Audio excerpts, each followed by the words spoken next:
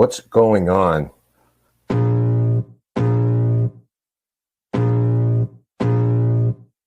I can feel the blood creeping up from the heathens. Got will, got fight, got pride, got reason. If they wanna go eat, then you know I'm gon' feed them. If you're coming for me, hope you're ready for a demon. I got eyes in the back of my head, I'm seeing. Take me for granted and you know I'm leaving. I'ma take what's mine with the webs I'm weaving. I could take this crowd from seeing to believing. Got a taste for blood and my tongue keeps bleeding. From the words I spit, so sharp, so freezing, so cold. Behold, frostbite they feeling. I could tear you apart or I could go heal them. Don't believe in fate, don't believe in ceilings. I just need a taste and my mind starts feeling. I don't pace myself, I grind on kneeling. Got lust for change, I just love the feeling. I ain't gonna give up. Got too little time, I'ma live up. Head down, push forward through the tough times. Cause anything worth doing is a tough climb. I ain't gonna give up. Got too little time, I'ma live up. Head down, push forward through the tough times. Cause anything worth doing is a tough climb. Cause I'ma live life for the fight, yeah, I'm here to get it. I got drive, got sight, always have a vision. I go by at night, I be in my feelings. I'ma be fine, need time, and I'll still be winning. I live life for the fight, yeah, I'm here to get it. I got drive, got sight, always have a vision. I go by at night, I be in my feelings. I'ma be fine, need time, and I'll still be winning. I can feel the blood creeping up from the heathens. Got will, got fight, got pride, got reason. If they wanna go eat, then you know I'm gon' feed them. If you're coming for me, hope you're ready for a demon. I can feel the blood creeping up from the heathens. Got will, got fight, got pride, got reason. If they wanna go eat, then you know I'm gon' feed them. If you're coming for me, hope you're ready for a demon.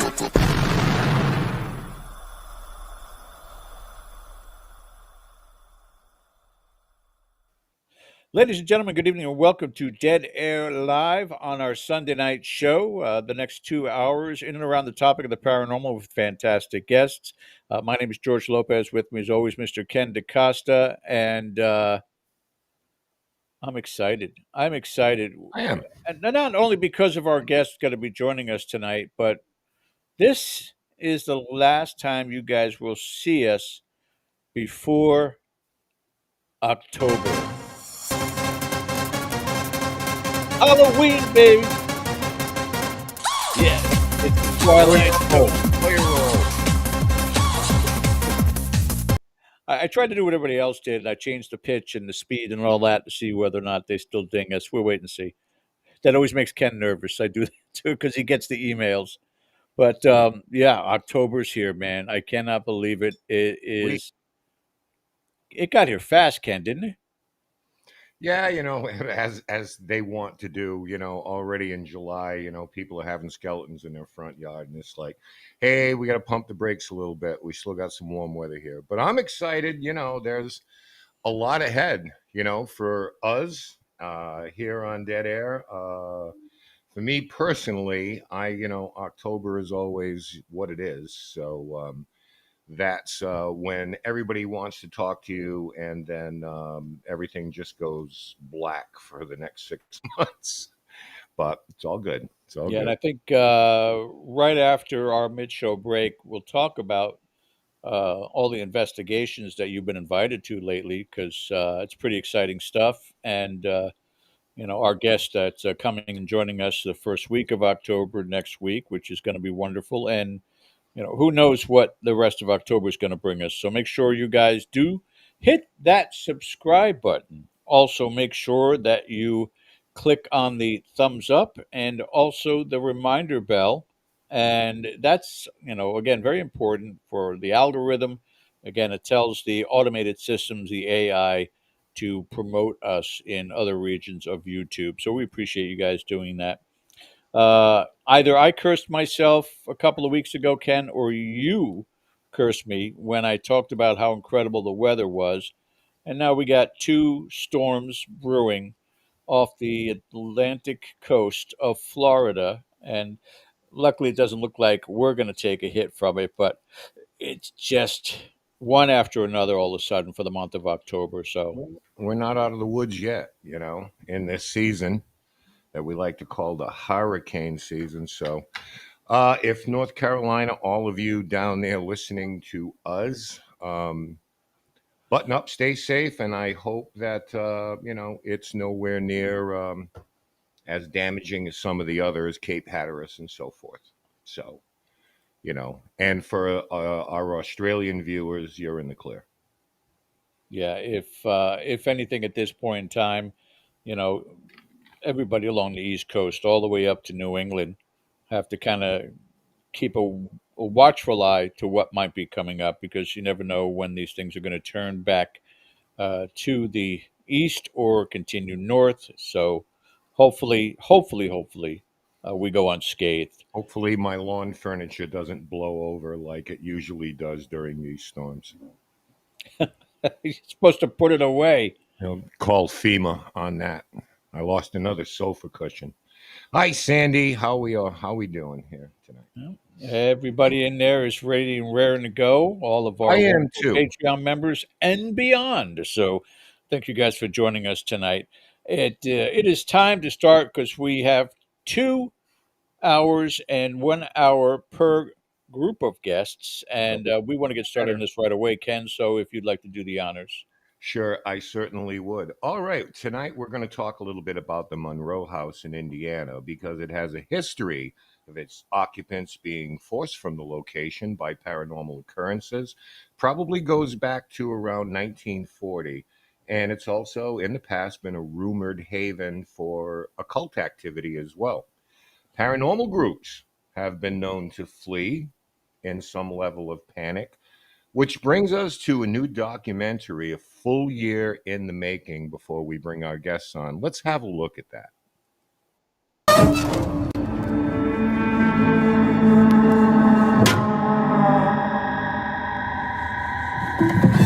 On this location, we have over a decade of evidence collecting on this house. And what we uncover is dark. Oh my God. Oh my God. Mysterious. Just record us going in. And something I don't think any of us expected. Oh wow. What? No one has ever got it on video in 11 years. That is what I was told after the fact, that there were some bones that were confirmed to be human. This place is truly dark, nasty, and evil. Give us this day our daily bread, and forgive us our trespasses, as we forgive those who trespass against us.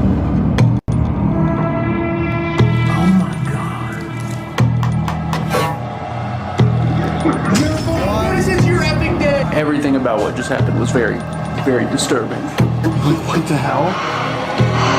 Rolling? Yeah, I'm rolling.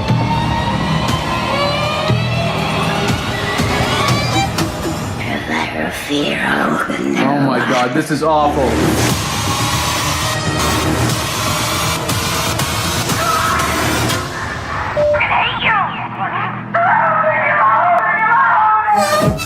Holy shit.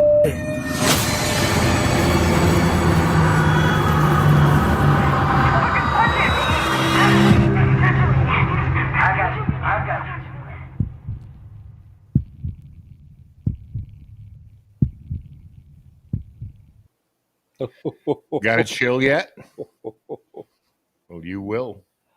You will. That looks awesome. That absolutely looks awesome. Hey, I want to give a quick heads up. We are, again, as I was talking about the weather, having some torrential downpour. If I lose power, whatever, I should be able to pop in again fairly quickly, but wanted to just make you aware of it, Ken. Pretty good Okay, range. very good. So We'll deal with it. let's bring on these incredible stars, investigators, creators of fear. Please, Ken, if you will. Sure. First, we're going to have Matt Benton. Matt is a filmmaker, a paranormal investigator, and creator of Evil Unearthed. He's known for a fearless approach to documentation and documenting some of the most chilling and unexplained phenomena, pushing the boundaries of what we know about the spirit world. And joining him, will be Joe Vitale, who's also a respected investigator and researcher featured in Evil Unearthed, who brings not only years of hand-on experience, but also a dedication to uncovering the deeper truths behind hauntings, energy, and unseen forces that surround us. So, together, they've taken audiences inside one of the most unnerving paranormal cases they have ever documented. 1 year in the making, and tonight we'll get a chance to hear directly from them about their work. So, please welcome to Dead Air, Matt Benton and Joe Vitale. Hello, gentlemen. Hello. Hey. Well, that's one hell of an intro. Yeah, right? Okay, good night, folks. That's our show for tonight. It's going to take me about 2 hours to recover from the nightmare. Yeah, there's some nightmare fuel involved in that, and been looking forward to asking you a few questions, and you kind of lay out the groundwork for this because, as I mentioned, this particular documentary wasn't a one and done. Wham bam, thank you, ma'am. This was a year in the making, and I want you More guys than to that. talk a little bit about more than that. More than Seven. that. Yep. 7 Let me years. ask you this right off the bat, and then when we're talking about linear hours of footage, because of course you're shooting the investigation, you're shooting B-roll, you're doing all of this thing, the editing must have been an absolute bear to do. What are we talking about for hours of footage? Oh yeah, it was just for the DVR footage alone was like 4 days straight of footage. So for when we did the main investigation, like I said, it was a 7-year long investigation, and it took place from 2017 all the way to 2023, and then a couple other things we filmed in 2024. And so yeah, it was a long time in the making for this film. All right. So leads to my first question. What inspired both of you guys to collaborate on this documentary? What was it about the location, its background, its history, the stories? Tell us the whole deal. Well, it was originally supposed to be a different documentary. It was supposed to be about it was my first documentary idea was called Man versus Paranormal, where I was stuck into 3 different buildings by myself for 3 days that were known to be very haunted. And so basically I found that one location from on YouTube. I thought it looked really interesting, and I heard about the story of the bones being found in the crawl space, and I was like, okay, I want to see this for myself. So then I went there, did the investigation, caught something really amazing, and then many months later, Eddie finally let me go into the crawl space, which I was one of the very few people that was allowed in the crawl space of the Monroe house. And so when I did that, I not only found the bones, but also found a ritualistic stick figure, which was insane. And it felt like I was in a movie in that very moment. Right. And yeah, so that was like, then we started uncovering more and more about this location, got the possession that took place. I actually got the phone call during that possession. And then we had the scratches, I'm trying not to give too much, you know what I mean? We want him to go. We want him to see this thing. Yes. You guys want to see it because there's a lot of things that happen that's very interesting. Let's just say that much. But yeah, there's just things about this location that we're the first ones to have access, and on top of that, I was the only one that had the stick figure footage. No one had the stick figure, and then there was the person that did the rituals. No one's released the information about the person that did the rituals in the house, and that's also in this documentary. Joe, now neither of you guys, Matt being former military, I mean, and you're not the kind of guys to run out. You run into these places. So I got to ask you, what was more taxing? Was it the logistics of putting it together, or just the emotion of doing this? So your experiences, the time in there, what you witnessed, what was the hardest?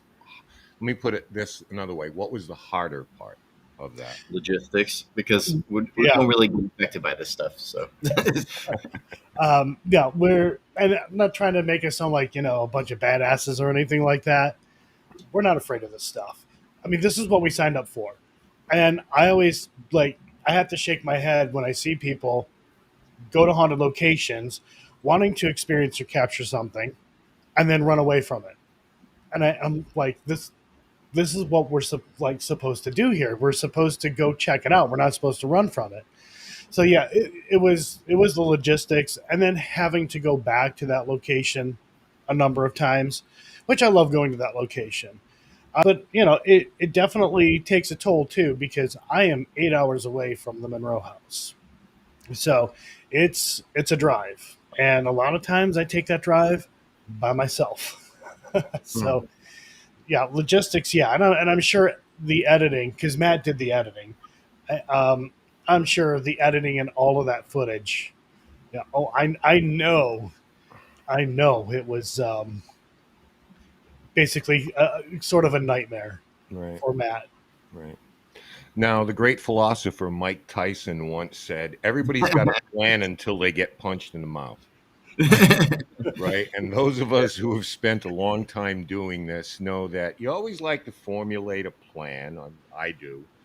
But then suddenly you can throw that out the window and you got to go to plan F. Were there things as far as your expectations of this place? And I guess I got to go back to 2017 then, if it's been that long. But your first trips to this place, did it exceed what you might have expected to find Oh yeah. there? Because a lot of times we know that it's not to say that something didn't happen there, but it doesn't necessarily happen to us, especially if we're talking hours. You guys are talking months and years. So there must have been a wide array of that kind of stuff that just kind of popped. That's the thing about the paranormal. It's not all the time. So Yeah. it's better to, the more access you can have and the more you can investigate it, the better. So uh, for us, it was 7 years. It was spread out in different time frames. And I didn't decide to make it into an actual, like its own documentary until later. Because like I said, it was supposed to be man versus paranormal first. But after finding the stick figure and having some more of the information of who was doing the rituals and everything, and we're realizing, wait, none of this stuff is out there. So, like this, and then not only that, just the story of this location. As a documentary filmmaker, you want a good story, and this location had that.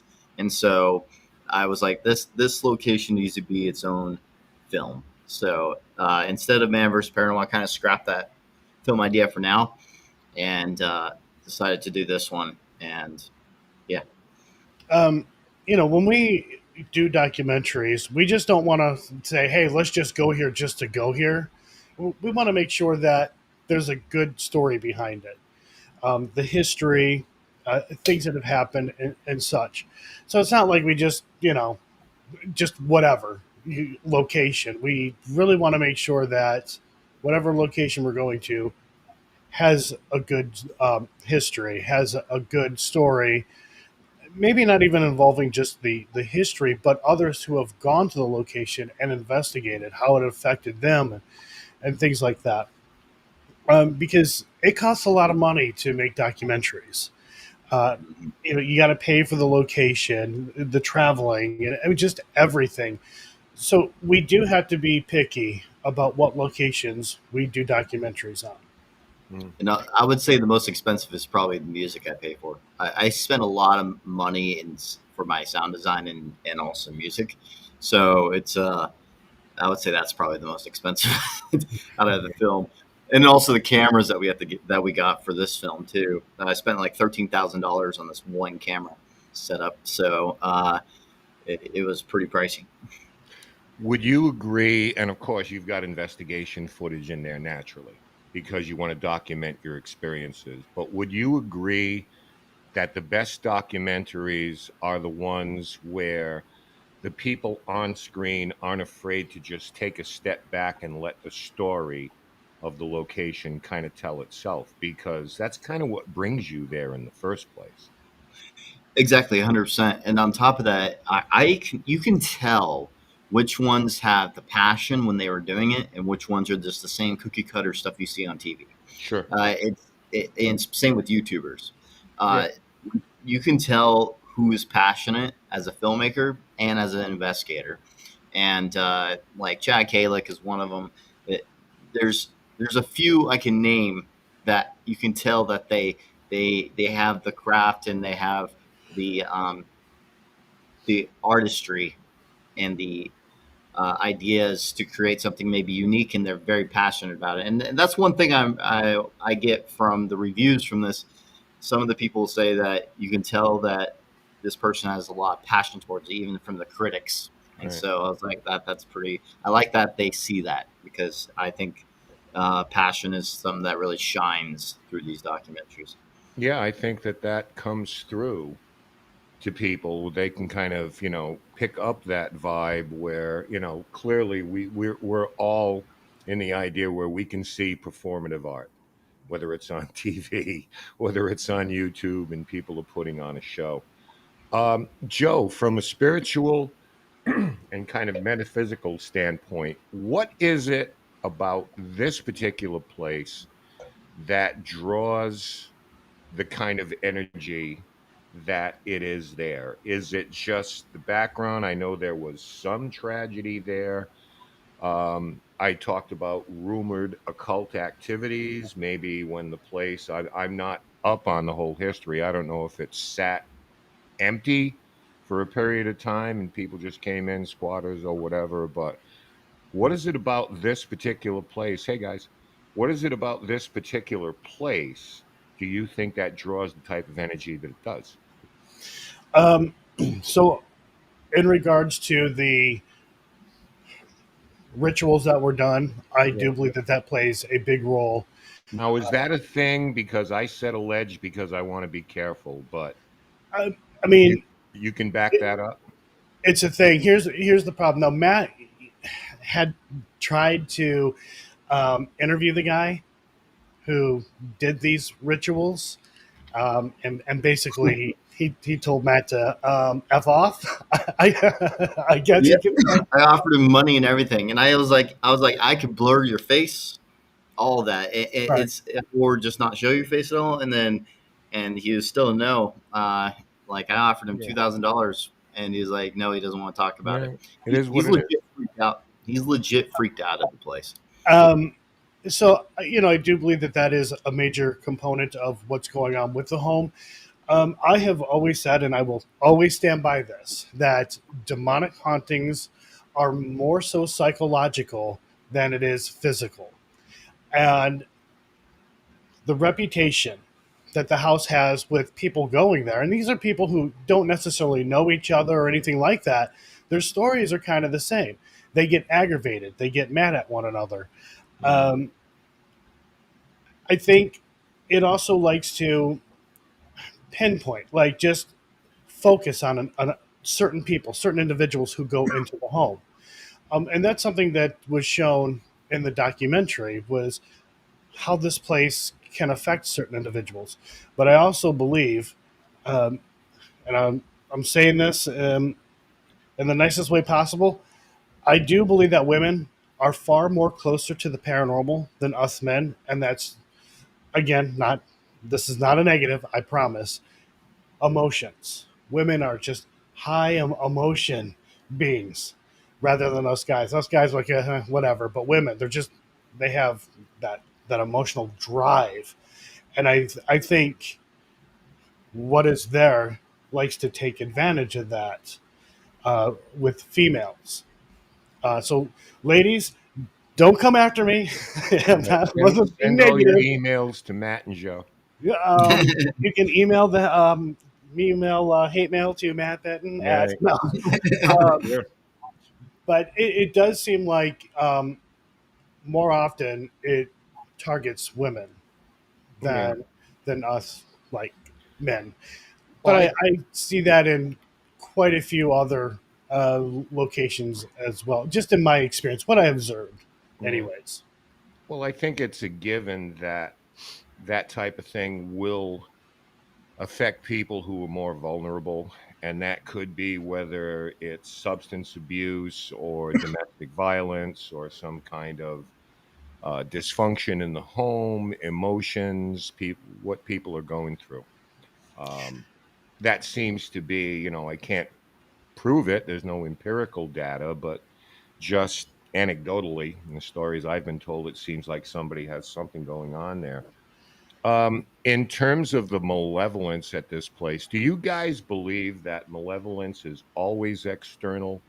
Or maybe you answered the question already, or it can be something that people carry in, because so many times we hear about these places that people are messing with things that they probably shouldn't, and they're not very good at it. They don't know what they do, and it leaves an imprint that could last an hour, a month, a year, or a millennia. Yeah. Well, just real quick, considering what this individual did in regards to the rituals, he didn't know what he was doing. It got out of hand, and it scared him into being a Christian. He Yeah. ended up becoming a Christian. I just wanted to clarify one thing: is that we were saying that he didn't want to be filmed and everything, but we do know about him because he did talk to one of our other team members that the whole story before, because he wasn't going at him with the documentary. That's why. Right. That's He was what going I at was him. getting at. Right. Yeah, yeah. So that's how we knew all the information of what happened with him and everything, and it's in the film. So it's kind of from a third person. But this guy did not want to be filmed, and uh, he was so frightened from it that he basically became a Christian, is what we were told. So, Right. yeah, because it Uh, got out of hand for him. I'm going to assume when he first indulged in this, he probably was a young, impressionable guy. It took place in the '90s, and the stick figure was created. Guess what? Around the same time Blair Witch Project came out. There you go. Yep. So And also too, there were items that were found. I don't want to give too much away, but there were items that were found that he had used. These items were used basically as revenge, um, and so I mean the story with this guy doing these rituals, 100%. I mean, Yeah. it happened. Yeah. I mean, it's a we question have a of, few questions. yeah, were there, maybe there's going to be a director's cut someday, but were there things that you just didn't have time for, that maybe you Yeah, filmed, but it's like, okay, I'm going kicking and screaming, but we may have to leave this out in the interest of continuity or telling the story or things like that. But do you have things you filed away that, not that they weren't important, but maybe they weren't germane to telling the story, but nonetheless they're mind blowing? yeah. There's a few things. So first one, I would say that I wanted in the film, but kind of like the film was already becoming a little too long. So it was basically the part with we're talking about in the film that people were being affected in the location, and at one point, Joe was affected there too, and we just had to cut that out because we already kind of showed this already happening in the film in two other sequences. So I decided to cut one of them out because it was the film was starting to become too long. Another thing that was that was taken out was the demonologist that we had there later. Um, was taken out of the film too for two reasons. One, we didn't have his media release form, and two, that was also going to just increase the time because it's a completely different time period when this happened, and this was like after we did our big last investigation there. Right. So that was going to really mess with the timeline of how it was being edited. So that was another thing that we took out of the film just because of that reason. Right. One of the And things that, go ahead, Joe. also too, I don't know if we were gonna.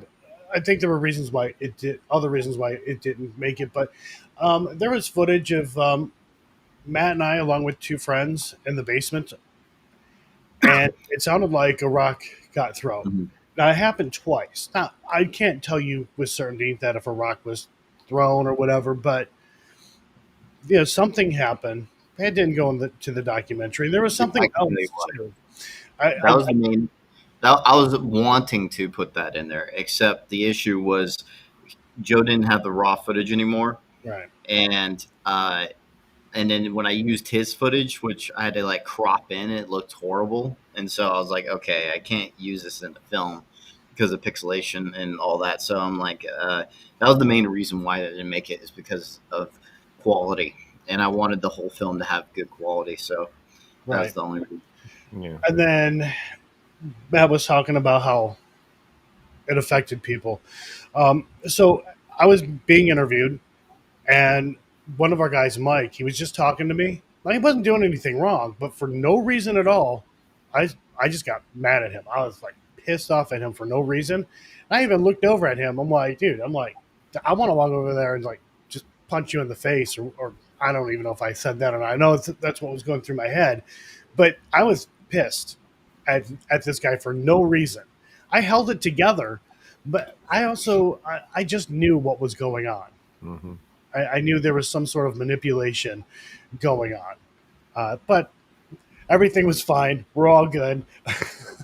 But yeah, but I think what Matt did, leaving that out, was absolutely fine, because he still conveys um, that part, the psychological part Mm-hmm. of what a lot of people experience. Right. Yeah. Now, in putting this together, there's only, like any investigation, there may be some things that come under debate. Was that unnatural? Was it natural? Was it explainable? Is it not explainable? When those kind of things happen in terms of the content you're going to put on, how do you folks handle that, those kind of debates among yourselves internally, as far as like, I don't think it was something, I think it was something. How do you kind of deal with that? Like, if the cameras weren't rolling on any investigation, there's always going to be that type of thing. Yeah, we sometimes so I go over the evidence and then I share it around with the team. Basically, I like, hey, what do you guys think of this? Or I just send a link to, because also here's another fact about the film: the entire film was edited live for all my YouTube members. So all 400-ish hours of editing is all live for YouTube members to watch the entire editing process. And so that's also for the skeptics that believe it's fake and everything. Well, you can see me edit the entire thing. There is no tomfoolery happening. So, yeah, it was. Anyway, so what was the question? I forgot. About evidence. What do? Oh yeah. So about- then yeah. I invite people onto the StreamYard link that are in my team, or Crow Judas, which is a friend of mine. That's his channel name, and so I kind of invite others, and then we talk it over and see if it's something or if we should put it in or not. So The other thing too is that we will cross-check things. So if somebody's doing an EVP session, Yeah. we're gonna bring up the cameras, gonna line up everything, so we can see if an EVP was captured or if it was just a little bit of movement. Because a lot of times you think you get an EVP, but it's like maybe clothing. But the way it yeah, that's translates in low a digital quality audio. recorder, yeah, but the way it translates in a digital recorder can sound completely different. Yep. So that's what so Eric is someone that we invited along for this documentary. He investigates differently than Joe and I do. We like our high quality audio, but he likes his recorders that are old, and he also has it for some reason on the lowest setting. and then those create a lot of pareidolia. So it's mainly if any thrashing sound with your clothes or anything is going to sound like a whisper with that kind of with that kind of voice recorder, because of how low quality the audio it is. The higher quality, the more you can differentiate those sounds. Like if you just have a Tascam DR40 or Portacapture or whatever, you're going to capture, if you hear some movement of clothes and everything, you're going to be able to tell what it is easily because high quality audio. And so it's different when it comes to low quality audio. And you could test it out yourself at home if you want to. Go get a low quality recorder, start making some noises like dragging or something like that. It's going to sound like a whisper when it's not. So I have a long-standing you know, rule that I don't care if it's fall or not. Don't wear corduroys on an investigation. Just don't do it. Don't do it. When you do these kind of things, oh, I got a couple more questions before I bring George in. But one thing I wanted to make a comment on in 2016 on a paranormal show, remains were said to be found. Now, if you're going to go out and search for, the judgment on these remains and everything like that, you're not going to find a lot. I'll, spoiler alert. But when you guys say you're uncovered some, now that was just like a little bit of, I gave it one of those, oh, okay, cool. So now, Yes. yeah, so, I don't want to, we're starting to get into content of the movie. I don't want to do that, but I found that really interesting. Yeah. So one of the things I wanted to ask, no one does a project like this for that amount of time and walks away, I don't want to say unscathed, but you walk away with a different mindset. So coming out of this thing now, how did that modify or affect your beliefs about good, evil, the afterlife? Because in all of these things, if you're paying attention, we always learn something. You got to know where to look for it sometimes. It's just, well, that's it. Investigation, everybody goes home. But sometimes you got to think about these things and you may learn something new, or something that you thought was an absolute suddenly isn't an absolute anymore. It's like, wow, I need to reframe my thinking. Did you guys have those kind of moments when this was all wrapped up? I wouldn't say reframing for me. That happened at the Conjuring house when I had a personal experience. There was definitely some differences that changed for me. But when it comes to, because I've always been more of a scientific minded person, and that's also it's a challenge between my faith and also just the kind of person I am. So that's something that I have to deal with. And now I actually at a certain point in my time in my life, I think it was 2019 to 2022 or 23. Uh, I lost my faith and then I gained it back uh, for this before this documentary actually. So yeah, it's I just had some spiritual battles, I would say, within myself, and so yeah, that's something that I feel like the older you get, the more you're going to see things a little bit clearer, Yeah. and and you're going to have personal experiences that change your mind, and also your life is just a lot better when you have faith again. I'll Right. just say that much. That's just me personally, not trying to preach or anything, Yep. but No, I hear you. I hear you. uh, for me personally, my life is infinitely better when I have God and Jesus Christ involved with my life. So, Yep. yeah. Joe, how'd you come out on the other side of that? So I just want to say real quick with what Matt had said. Um, Sometimes people encounter something or experience something horrific, and I do believe that that happens for a reason. I absolutely do believe the man upstairs is like, yeah, I'm going to let this happen, and we're going to get this guy back on track. And I think a lot of people like Matt, he experienced that kind of thing. Um, for me with the house, it's sort of a reminder of being careful, um, because even though you walk away from a location, it doesn't mean you're just detached from that location. I know for me with the Monroe House, and this has happened to me a couple of times where I leave the house, but I end up having like very, very vivid, bizarre dreams being at the house. Mhm. Now, I have to say, I absolutely do have sleep paralysis, but it seems to always be at its worst after I'm done investigating the Monroe House.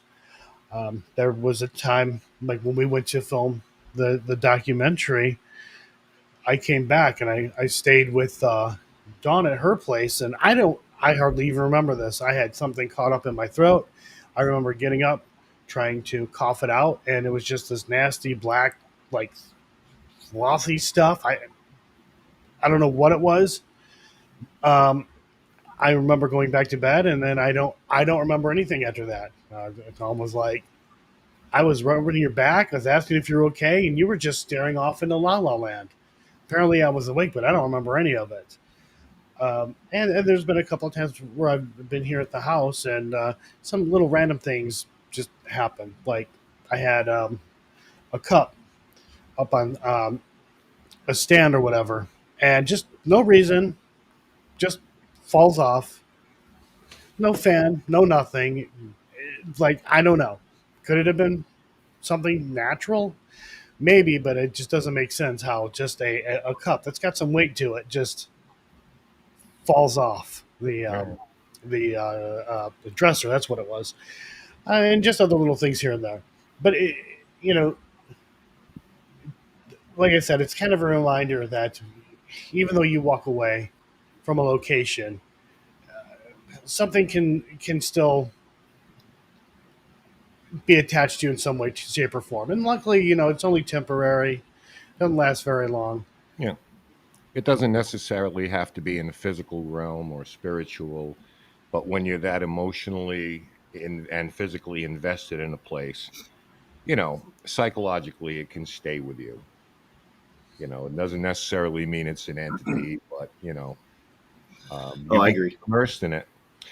Gentlemen, I'm going to bring George in here. We'd like to speak to you for a little while. I'll be back in a bit to say goodbye, but I thank you for your time. And I'm looking forward to this, and to our audience, you should be too. So thanks. I'll be back. George.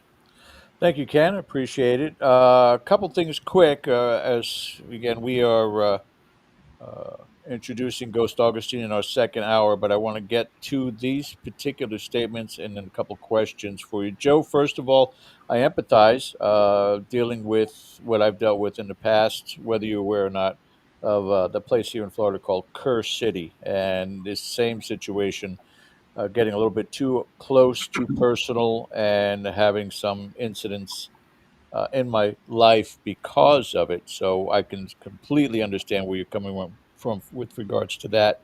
Matt, former Air Force, thank you for your service. I appreciate that. And I wanted to go down the realm of investigator versus creator, film creator, content creator. I don't care what category you want to put yourself in. Is it sometimes difficult um, on two sides of this? And I'll start with Joe first as an investigator. Either the disruption of filming because we didn't get the right angle, we didn't get the right lighting, whatever it may be. Repeat it. We'll put the evidence in afterwards. Things of that. Does that kind of screw up your tempo as an investigator, and have those occurrences come into play during filming, where like we missed something, we didn't catch it because we weren't filming, but it was incredible. Things like that. Um, it is definitely a balancing act. Of course, we're wearing a bunch of different hats. We're trying to investigate. We're trying to film for a documentary or whatever it is, um, and you kind of have to balance it. Um, I mean, there have been times where, like, okay, I'm gonna go and I'm gonna film B-roll because this B-roll is gonna, I just need B-roll footage, for filler and or to tell a story.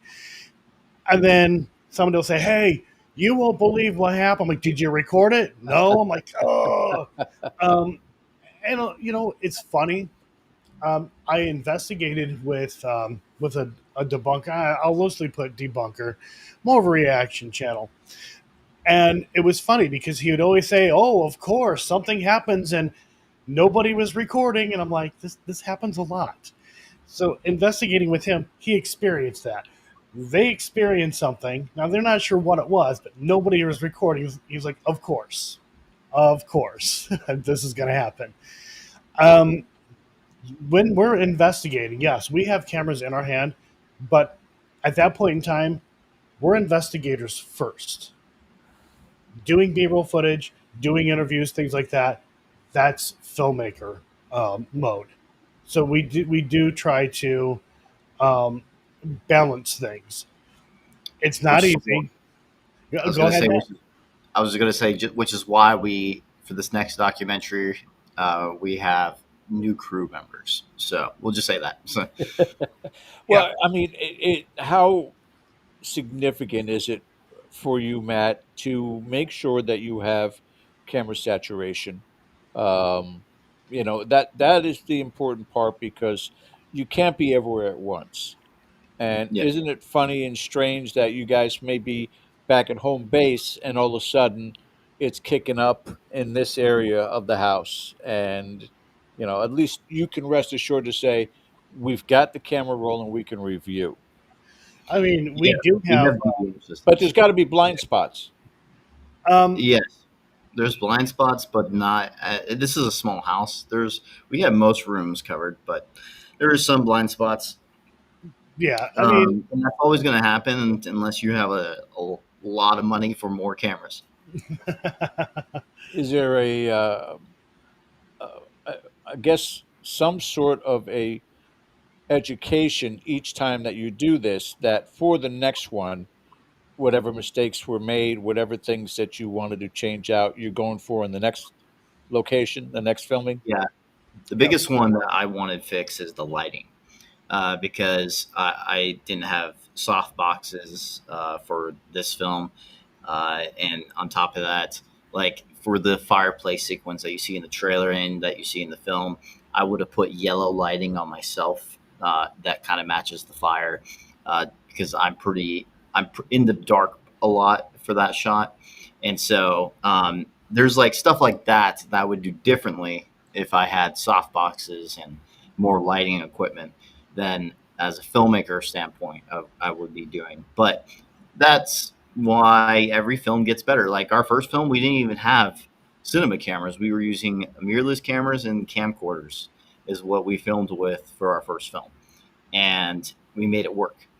And then this film, we finally got 2 cinema cameras. So you can tell the quality difference from both. If you watch both films, you could see a quality difference because of that reason. And so, yeah. yeah. So, It's it's a learning experience. We're learning as we go, Cool. and I love it, and it helps to improve future documentaries or whatever else it is that we decide to do. or the Now let's talk. other fireplace sequence that we did too, where everything was red light. Yeah.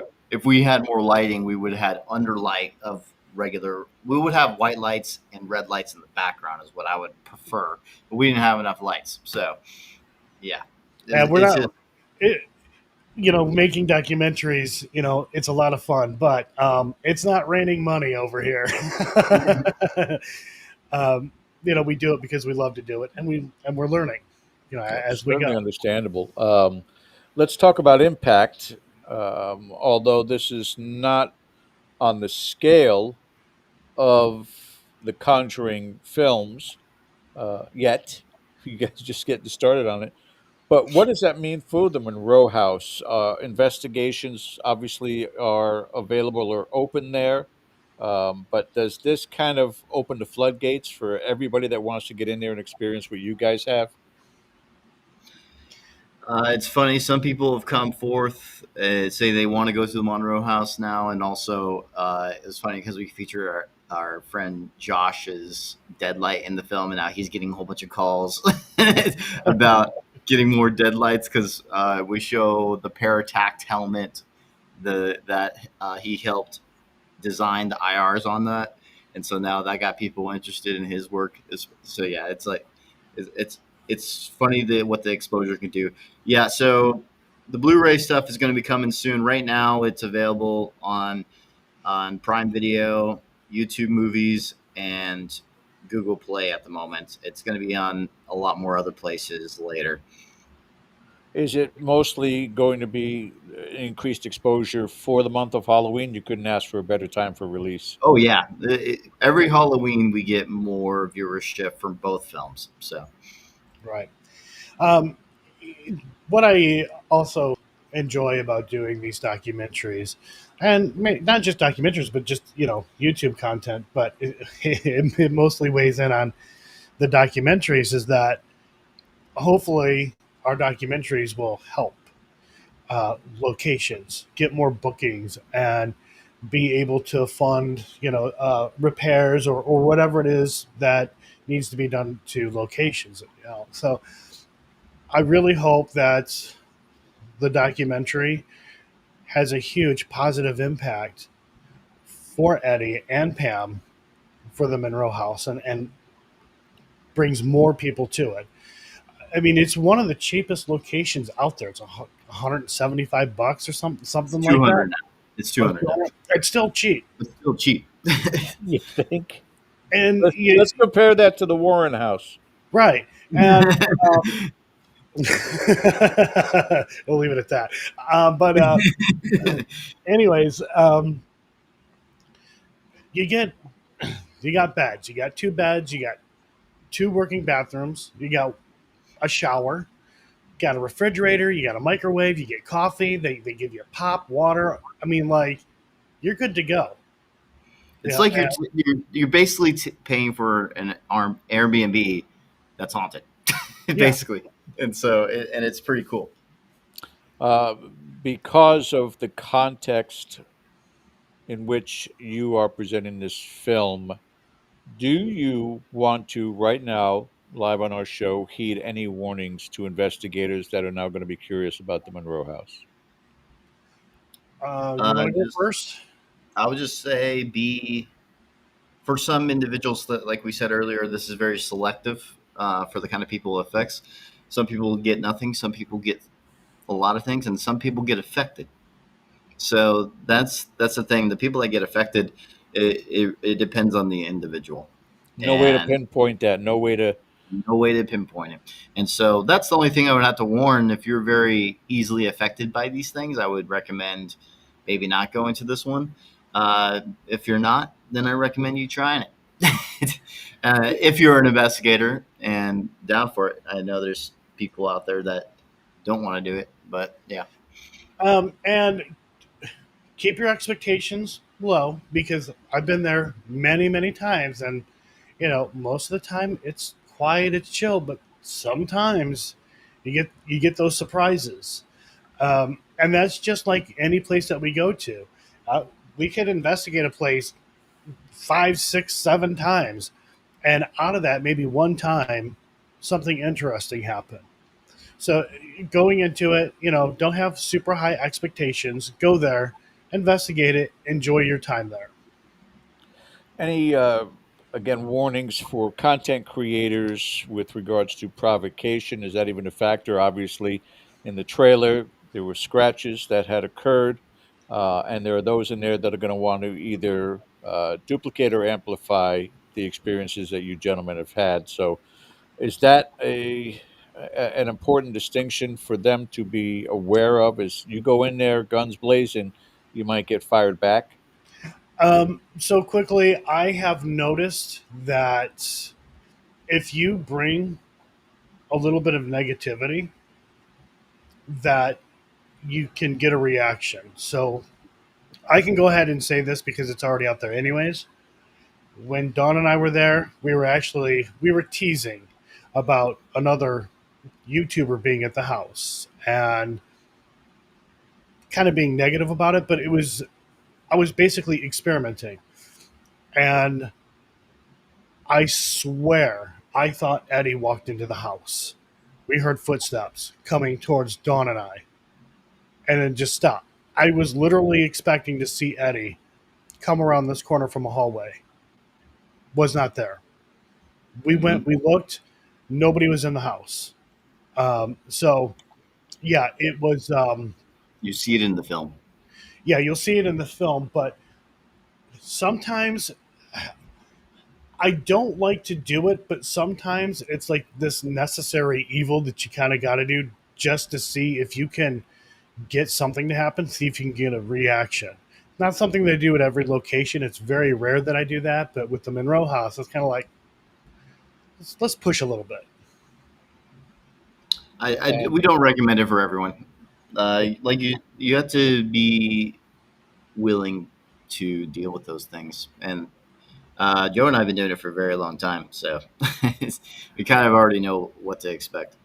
Yeah, I would recommend that those of you who are going to watch, and I recommend watching this documentary that is, again, a learning curve for those who may be interested in going, what to do and what not to do. So I would appreciate you guys heeding the warnings of these two gentlemen.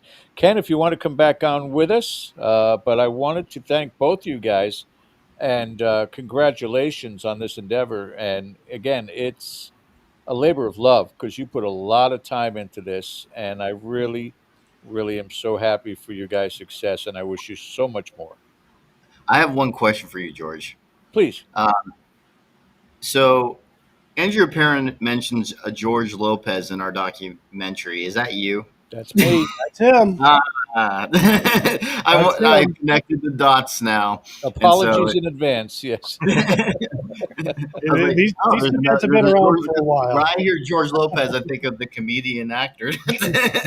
but when she mentioned that, I was like, oh, I wonder who that is. And then now I found the person accidentally. Oh, yeah. Any questions you have for me, I'm only a call or a text away, my friend, okay? Yeah, these two guys have been around a while. Thank you, gentlemen, so much. We're up against the clock. We're going to get to commercial break here, but thank you guys for joining us tonight, and we'll follow up with you as you guys have more films and more locations to visit. Love to have you. And now, Joe, you've been on the show. Yeah, now we've got you, and be careful. We'll keep asking you till the restraining order comes. All right, guys, we're going to go to break at the top of the hour here. When we come back on the other side, three gentlemen are going to be joining us from GhoST Augustine in St. Augustine, Florida, and they've got a lot to talk to us about. So you guys stick with us. You're watching Dead Air Live on the Dead Air Full Spectrum channel.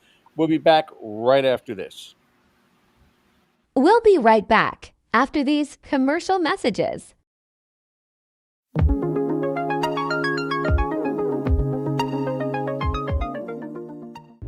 Now showing on Dead Air Full Spectrum YouTube channel.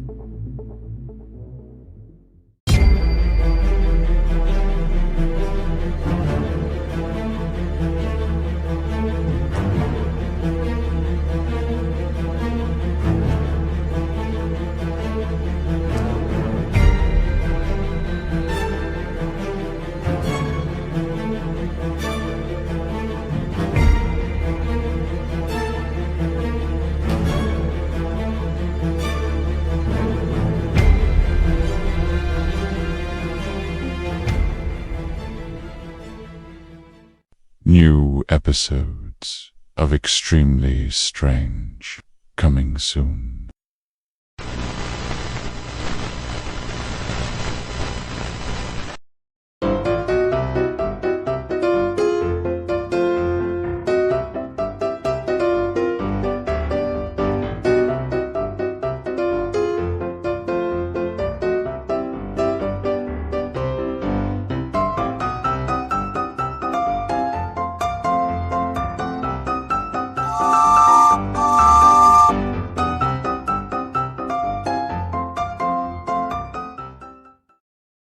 Every alternate Thursday on our channel.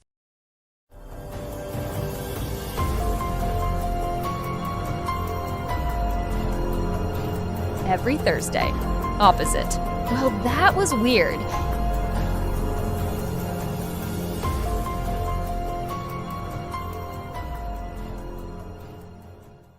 In cemeteries across the world, some headstones hold more than just names and dates. They preserve cherished family recipes, etched in stone as a lasting tribute. These recipes are more than instructions for a dish. They are connections to loved ones, memories of shared meals, and a way to keep traditions alive. In this series, we'll be honoring these unique culinary legacies by bringing these recipes to life. With respect and gratitude, we'll cook the dishes exactly as they were meant to be enjoyed.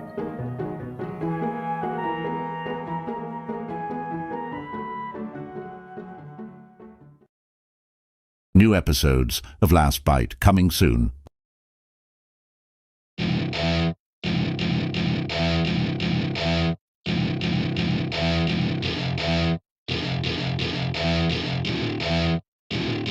Welcome to my party, we're just getting started. A life is a dream or a nightmare scarring. Hand me a drink cause I think I'm going all in. Get me a shrink who can catch me when I'm falling. Cover up my scars, flip the handlebars. Crashing in my car, wake up in a bar. I'll be a superstar, just on my avatar. This world is so bizarre, empty out the reservoir. Yeah, I'm taking 6 shots, yeah, straight to the face. And I wanna get lost, I'm sick of this place. Don't know how to stop when I'm feeling this way. So I'm taking 6 shots till I'm feeling okay. I think I'm going crazy, don't think I'll get home safe. So I'm taking 6 shots all straight to the face. I'm taking 6 shots, are you coming with me? I'm taking 6 shots, yeah, straight to the face. And I wanna get lost. Typing in the chat. Welcome back, everybody, to our. How did that happen? Thank you. Matt's still hanging around. That was weird. Welcome back to our show, guys. Thank you so much for joining us. The algorithm is an important part of what we post, what we put up there, but your viewership is a big part of it too. And it's actually at this point in time driving Ken a little crazy with the extremely stranges because the ones he doesn't expect to just go nuts. And it kind of gives him a direction to go with these particular episodes. Lately, they've been crazy, Ken. I love it. And I am so glad that, people enjoy it because they're great stories, But I'm always looking for a little tidbit out there. And once in a while, somebody will say, hey, why don't you talk about this? And because every state, every county, every town has their own stories we may not be aware of. So we're always looking for that type of thing. But I appreciate the response to them. You keep watching them, and we'll keep making them. Do we Now, have as far as Halloween month, the month of October coming up here also, Ken, not only are we starting off with a bang with our Dead Air Live guest the first week of October, but your team, Rise of Paranormal, are getting invites left and right, correct? Yeah, we've got the opportunity to line some things up as we go a little deeper into the year. We have a group on Halloween night that's going to be at the Bradley Playhouse in Connecticut. I am not going to make that one because I'm going to be with my grandkids. But we have invitations to return to Maine, New Hampshire, and there's an awful lot of places that we've been invited back to. And for anybody who investigates, George, and you know how it is, the best thing you can hear other than thank you is you're welcome back anytime. Yep. That is to me the absolute best. And then it's like when you hear, hey, we've got a couple of more places up here you might want to look into. I mean, to me, that just reinforces that we did the right thing. We treated people right and with respect, and we were honest with them. So, we might head back to what we call the Great White North here coming up and making a trip down to New Jersey. So I consider myself very fortunate. We're also going to have a group of people at the Pain House tomorrow as we return for our annual, let's go check in with the spirits, because we're not doing events there anymore. But some of our Patreon paranormal pals, we are going to be joining us tomorrow night. Nice. We've discussed on our Monday night. So we're going to welcome some of those folks in. as promised. So that should be a fun night. I'm not sure how that's going to affect our Monday night, but we may, if we have it, actually come live for our Monday night town hall from Pain House tomorrow night. That would be wild. That would be That'd be wild. great, So, right? yeah, if you're not a Patreon member yet, you definitely want to subscribe. Patreon.com/Dead Air Paranormal. And you can actually attend tomorrow night with us if they're going live from the Pain House. That'll be just an extra bonus. So looking forward to that. Well, I want to tell our guests right don't now forget that there's going to be some of our regulars there, so there'll be more space on screen for people. yeah, because they're all grouped in together. Our guest tonight, I want to make sure that you check. We were hearing you earlier, and now you're muted. You might want to check to see if you are muted. In fact, make sure that you unmute, because we want to bring you on and talk to you. And I'm excited about this. It's my backyard, a place that I'm very, very fond of, coming from St. Augustine. But Ken, if you'd like to do the honors. Yeah, this tonight we're diving into the world of real life ghost hunting with a team that knows the haunted streets of St. Augustine better than anyone. They are a paranormal tour and investigation company that's been guiding through the city's most haunted location for years. They're known for blending deep historic knowledge with hands-on investigation. GhoST Augustine has built a reputation for uncovering some of the most chilling paranormal activity in America's oldest city. And they also sell great equipment they probably don't remember, but many years ago, I was an exclusive purchaser of GhoST Augustine equipment. many moons ago. But I am going to let you guys connect with each other because you got a lot in common and a lot to talk about. But let's bring in the folks from GhoST Augustine with us tonight. Yeah, Troy, Jonas, and Hey. Brent. What's up, gentlemen? How we doing, guys? And lady. Hey, And who's the lady with us? I got Leah over here. She's one of our other top investigators in our famous Dixie house over here. Well, good evening and welcome to Dead Air. Thank you. Thank you, guys. Thanks for having us. Great to be here. You didn't get any billing, Lee. You're going to have to talk to management about that. That's okay. It's good to see you folks again. When I get a chance, I want to talk to you about our next trip to St. Augustine. That's coming. We made one last year. We stopped in at the brick and mortar place, and we've got some notions that we want to run by you guys for who we're bringing down there. But I'm going to let you Floridians have the floor here for a little while, so you can talk about, the heat and hurricanes or whatever it is that you want to do. So I'll be back a little later. Yeah, we actually, we're not going to talk about that stuff because we're used to it down here. It's the tourists that panic the minute that they hear, oh, it's a Category 1. We're like, we get about 12 of those over the summer. Yes, exactly. Not a big deal for us at all. How are you guys doing? How's the business? Doing great. We're excited about the season starting now. I'm Jonas, by the way. I started GhoST Augustine back in 2001. And I can't believe we're in our 25th year now. Time flies when you're having fun, they say, and this seems to be true. So, yeah, we're right before our favorite month, October, coming up. And we're here sending from our haunted Dixie house. This is the 5th year we have the Dixie house. We do paraforce investigations here. We got a nice setup here with cameras everywhere, and all these equipment you see here on the table are some of the equipment that we use during the investigations. We got 2-hour investigations, we got 4-hour investigations, 2.5 hours, and for those that don't have much time, we have a 1-hour investigation just to get your feet wet. And Brent here and Leah, they are investigating here several times a week. Correct. On the paraforce investigation. And Troy, he makes sure that everything's operating here at the house with all the cameras. And you're at the physical location downtown 162 St. George Street. Yep. Selling all the equipment. Yep, I'm the equipment guy, specialist, handle all this equipment. Anybody ever has any questions on any of our equipment, they're always welcome to give us a call at the store. Can answer any questions down there. Yeah, we are probably the oldest ghost shop, maybe in the whole world, but definitely in Florida and Southeast, in the North American landmass, perhaps.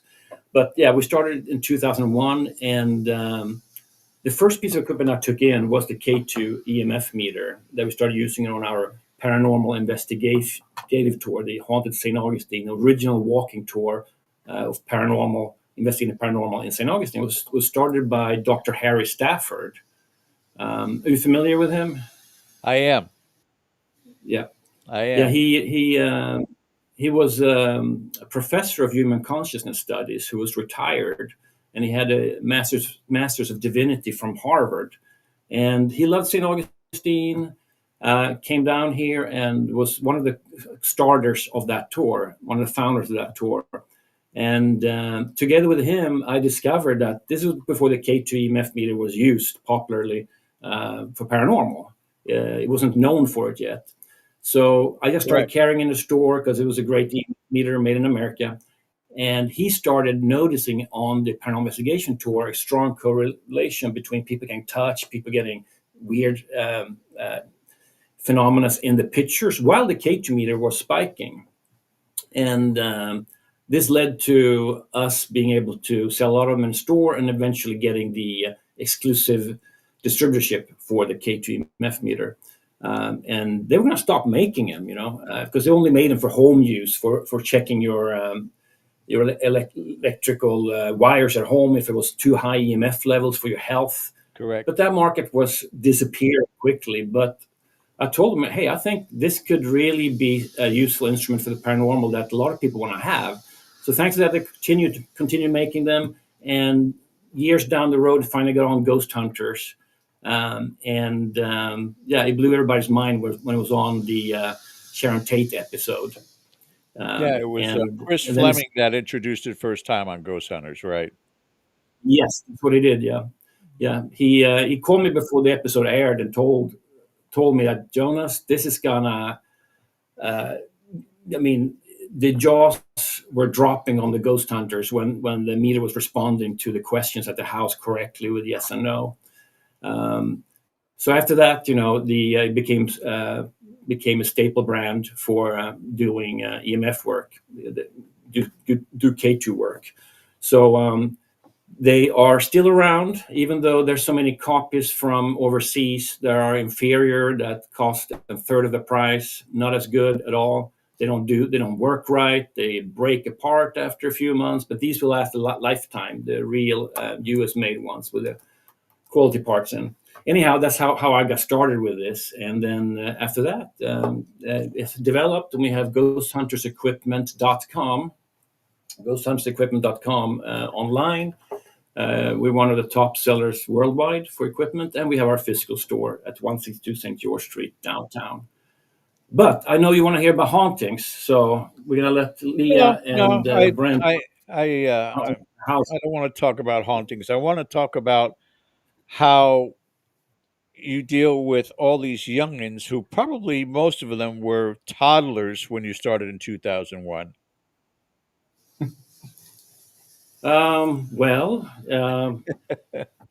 I would ask Troy, you have to answer that question, because I am not in the store. I'm not face to face to people. I hide No, but I a mean, lot, your team, the people sitting next to you had to be toddlers at that point in time. 2001? Oh. How old were you guys in 2001? I was graduating high school. Just graduating high school? Okay. Leah? I am almost 50 years old, so I'll take the compliment, though. And I am. God bless. I will definitely take the compliment. And I was a teenager when I started the store. Yeah, it does. But what I can tell you, though, as far as today goes, and being in the store and dealing with all the new kids, the new generation coming in, they are all really big into the paranormal world. Yes, they are. It's unbelievable. They'll come in the store and impress me with their knowledge on all my equipment and how to use it. They know their stuff. They do their research. They impress me over and over.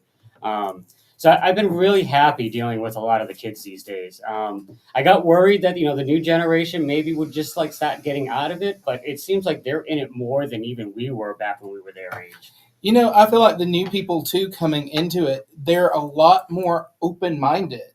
than a lot of the old people. A lot of the old people want to run things so rigidly that it, to some extent, I see a lot of the older people come in here. They try to be so rigid, nothing really happens as far as like getting new information from spirits. But some of the young people that come in, I don't know what they do, but they do something and they start getting a lot of information from using our polter scripts to get the information, to even some of our spirit boxes. We get a lot of things from the younger generations. Yeah, absolutely. And what I'm finding is when we'll get groups of families in to take our tours, it's often the younger kids who are like on our website buying our equipment to get the entire family into it as like a group family hobby. Yep. Now they talk about October being the month, but that's not the case for St. Augustine. It is a year-round activity. That place is the hub Yes. for so many investigators, so many tours that go on there. What's its secret? Because we can name Savannah, we can name New Orleans, we can name Key West, but nothing even remotely touches the dynamic of what the paranormal is within St. Augustine. What's the secret? Great question. We have a great answer. Well, anybody who knows history knows that we are the oldest city in America, the continuously 1565? running city of European origin, founded on September 8th, 1565. Yeah. So we are now 460 years old and a few weeks. And during this time, we had all these battles first between the Spanish and the French, right? Then between the Spanish and the English, the Spanish and Indians, and Americans and Indians, the Indian Wars, and pirate attacks. We had a bloody pirate attacks, several of them. The city was sacked. Then you had the yellow fever in 1821 that wiped out 1/3 of the city's population. The Indians already, before the white man set his foot here, had declared St. Augustine a holy site, this area, holy site, a spiritual area. And it turns out that we are on top of the ley lines that crisscross here, the Earth's electromagnetic fields that flows like rivers here. And so we have an amped up energy here that seems to be, we have a connection portal here to the spiritual world, similar to what you have in other places like that, like in Glastonbury in England, Sedona, Arizona, in Machu Picchu, and all this horrific deaths that happened with this special location, with the ley lines, Earth ley lines, is what we believe as a foundation to why we have so much activity here. We're a small city, but we're known for that every corner has a ghost story, and every house has their own ghost as a pet. So to us, we love Savannah and Charleston, New Orleans, and they're super haunted, and we are super haunted as well. We're a smaller city, so maybe we just have more ghosts per square foot. I don't know. It's the perfect storm as far as I'm concerned, and there's certainly a palpable energy the minute you turn onto Kings Road and you start heading down to where the school is, and it's just one of those things that you have to be able to experience it firsthand. And even though during the daytime it still exists there, particularly down the main thoroughfare, the cobblestone road where all the shops are located. Which one is that again? St. George Street. St. George. I should know that's my name, but it's electric. It's a very, very difficult thing to explain to somebody until you experience it. Once you do, you'll never forget it by any means. I always say that you can feel the history here. Yes. Yes, without question. Without question. I have been there countless times. I am privileged to know to this day that when you take one of the tours that go in front of the old jail every day, multiple times, they still play the EVP that we captured in the old jail of They Were Only Eight. and that's been my accomplishment since 2008. So I'm happy about that. Oh yeah, Um, very nice. It's cool. what I'm not happy about is the conversation I had with Troy a few weeks ago. It saddened me, and I want to get into detail about this because I think our listeners might find this fascinating. I called up Troy for a basic question: what is on the forefront? And Jonas, of course, you can certainly uh, jump in on this with your opinion on it. But I said, what is the advancements? Are there any projected advancements for digital audio recorders for EVPs? Because I love them. That's where I started with. Some of the things I've captured over the years, including the one that they play at St. Augustine, was captured on recorders, and I think they're amazing. And Troy told me there's no interest because people are now going and using their apps instead. That, to me, is a sad day within the paranormal. Would you agree? Oh yes, yeah. I try to tell people to take the phone apps with a grain of salt, but it's becoming very convenient for them, and of course, most of the apps are free, so it's even more enticing at that point. Um, but yeah, the recording part of it, everybody's just recording with phones now, which I don't see the same level of EVP recording that like a regular, digital recorder is going to give you with those external boom mics. That's my big thing. Those external boom mics seem to pick up so much more. And with those recorders, they're designed to pick up certain frequencies where your phone isn't that specific. Um, so yeah, I would love to see that field grow, but unfortunately, there's not like a high demand in that field. Um, People are getting more into the REM pods and the cameras and the SLSs, and it's the EVPs are kind of getting into the background now. See, but all of those are, again, they're manipulated versus turning a recorder on, and if it's Mhm. just you in that room and you're tagging your stomach, you're tagging brushing against your pants, as we were talking about earlier, to get vocals on there, to me, is remarkable, absolutely Oh, yes. remarkable. And Right. the fact that that is now in absentia, it's not something that people want to pursue any further. To me, boggles the mind. I think it cheats the field. It's not that they're not into it. I mean, they're into it. They're just using the wrong device. Is the problem? Right. Um, they just need to do a little bit more research on what the phone is actually giving them. Um, and it's the same thing on the other apps that are on there, like the word apps and things like that. The biggest problem with the phones is the phones aren't shielded from themselves. So you can get a lot of false positives off those phones, where like regular ghost hunting equipment is shielded from itself. So it's not giving itself false positives. Um, that's one of my biggest things I get worried about on those app phones. And I spent about $80 out of pocket on apps that you had to pay for with my own phone, and I ran a lot of them side by side with our equipment. And once in a while, there would be something that would coincide, but not all the time. And it was so rare that how do you know when something's real and not real? It's random. Exactly. If there's a really strong spirit here, that spirit might be able to control that phone, but it's a very strong might. And once again, we don't know when that's happening.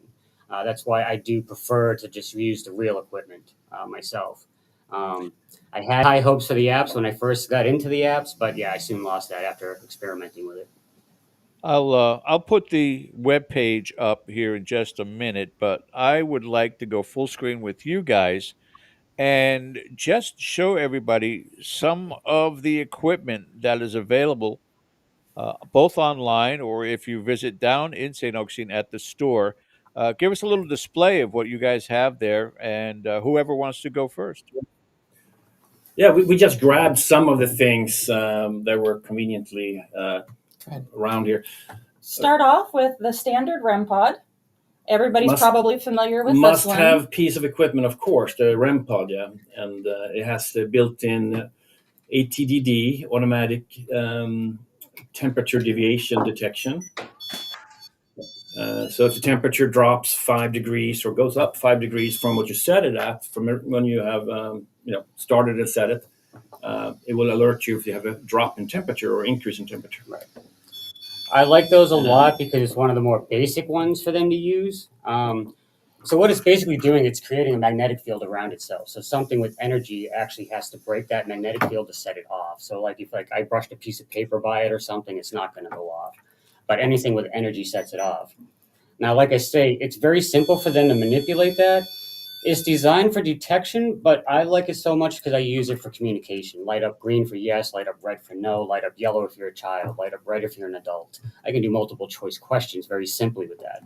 It's been my experience over the years of investigating that the more advanced the equipment is, the more energy it takes them to use it. That piece of equipment there, or any REM device that we sell, is one of your more basic ways for them to function and to actually interact with us without using a lot of energy. And the version we have now here came out a few years ago.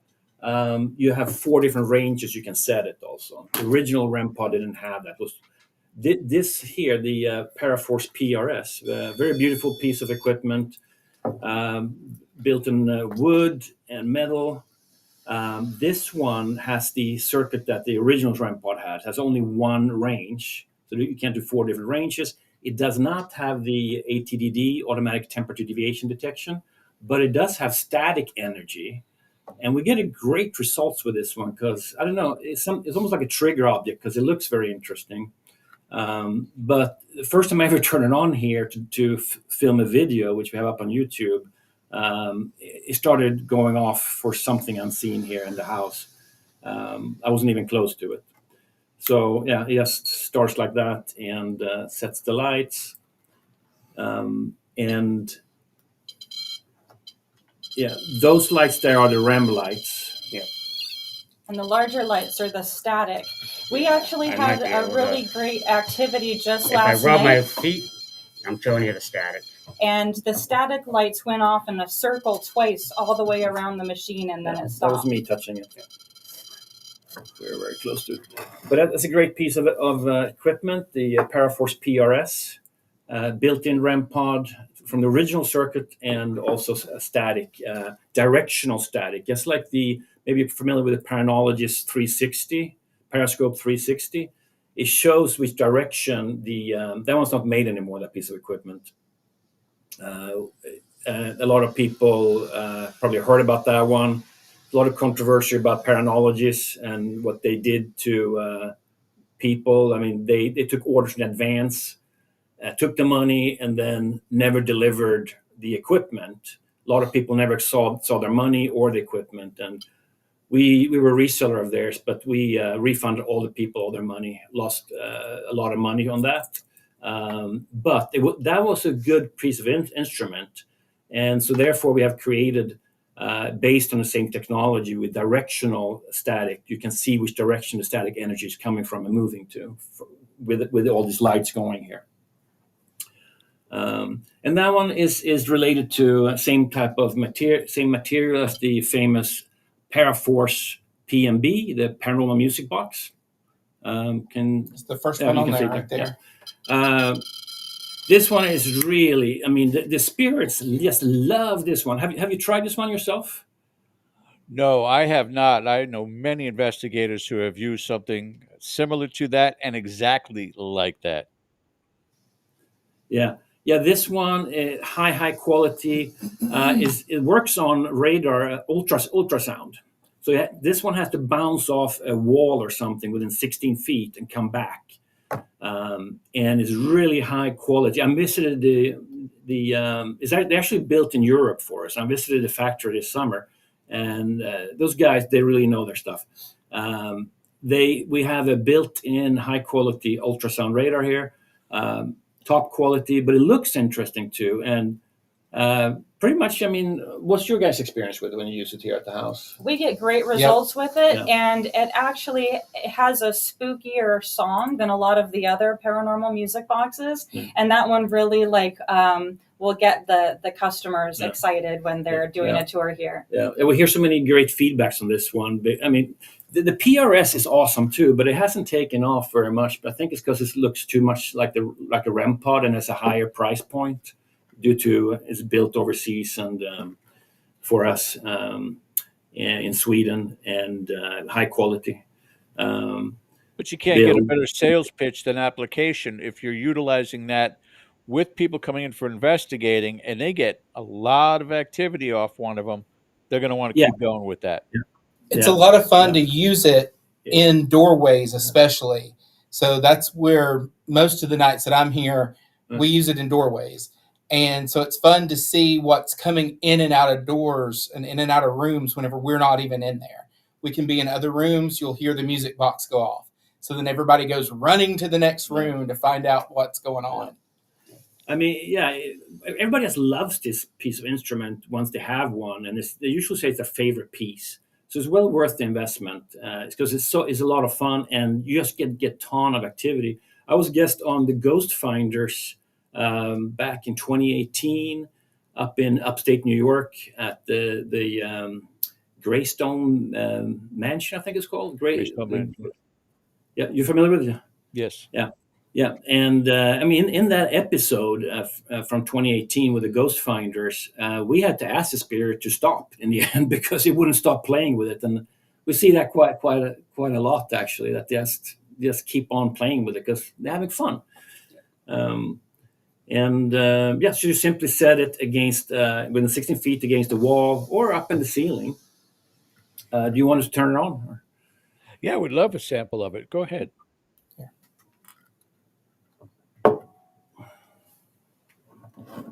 Give it a second, just calibrating. Now I know why Leah likes it. Yep. And then if anything crosses it. The second it's out of range, it'll stop. But you hear that in a dark house in the middle of an investigation when nobody is in their room, and you'll see people almost start to cry sometimes. They get so frightened. Yep. They will. And I did get to see a cool thing when we first brought one of these in back in the day. The music box kept going off, and we do have a spirit here named Little Tommy. He's a little boy.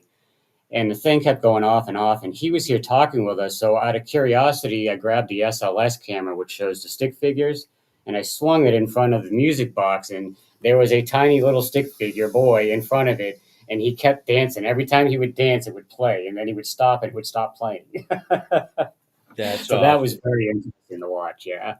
Yeah, I miss heading up there. You know, everybody that's regulars on the show, as far as our viewership, our Patreon members know that I'm kind of not stuck. I don't want to say that word, but I full-time take care of my 91-year-old father, and I can't step away like I used to and spend hours and hours up in St. Augustine. But I will make the effort soon enough. I want to bring Ken back here on screen.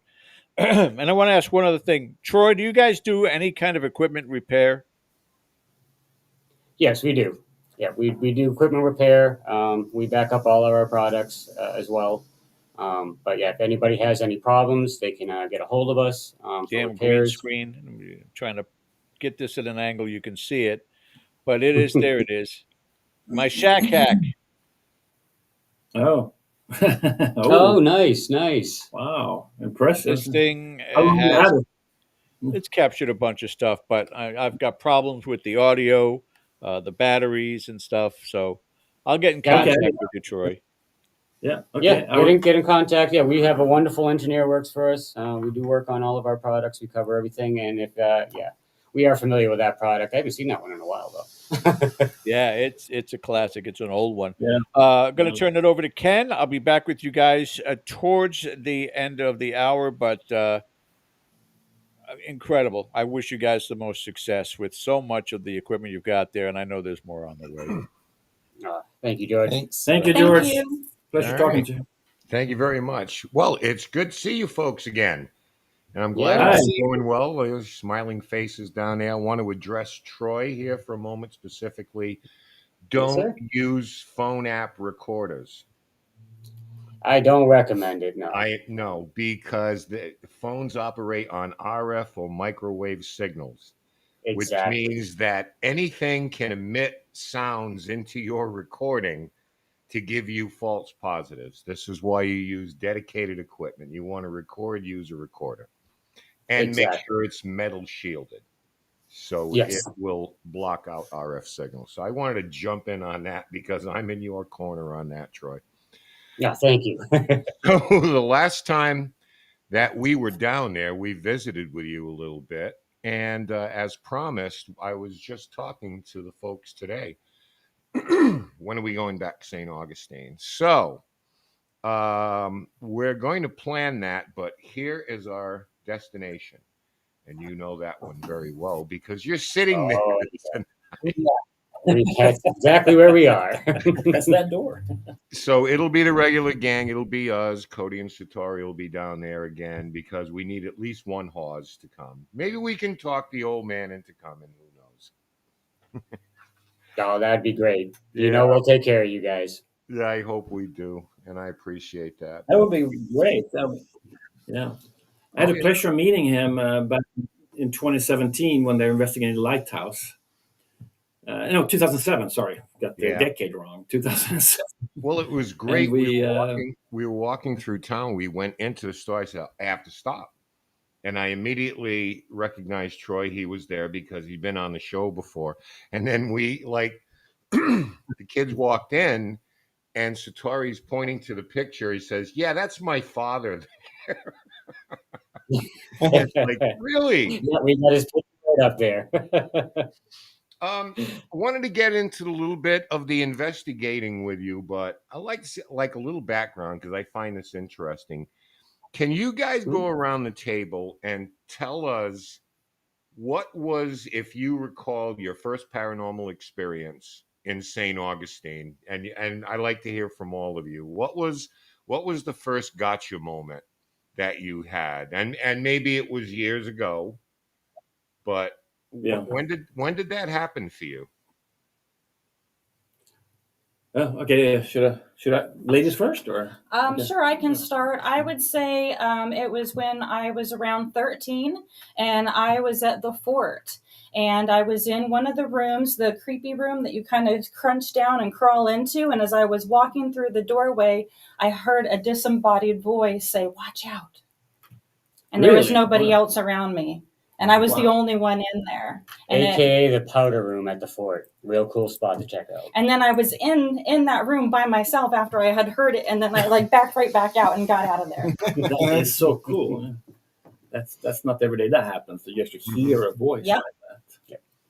That is cool. Yeah, that was a good one. So then you became a believer. Well, I was a believer before that because I'd been in the area. I'd had little experiences, but that's one of the really big ones. That wasn't just maybe it was something, maybe it wasn't, because there was nobody around. Well, the Castillo San Marcos, the fort. I mean, St. Augustine is magical. You feel it. I mean, if you walk there around there at night around the fort and you start taking pictures, it's almost a given you're gonna get some type of spirit orb following you. I mean, people see even their eyes sentries, ghost sentries walking around the room. Well, you lead our paranormal investigation tour there. I do. We do the Haunted St. Augustine tour as well as the Dixie House tours. And we get some really, and it's beautiful just to photograph. Even if you don't capture spirits, it's a very photogenic area in the evening. And that's what my first experience was. And I know she's experienced the same exact thing, so she's going to know what I'm talking about. I came here to visit my mom before I moved here, and I was downtown, and it was probably getting close to about 2:00 in the morning. Not a soul out anywhere.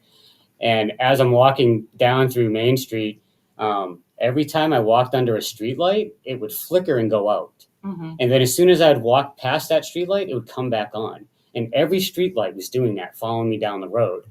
Now that got me really interested. I was kind of figuring paranormal, but where I chalked it up to paranormal is I came up to one of the street corners and I see a gentleman standing there that had a black cloak on.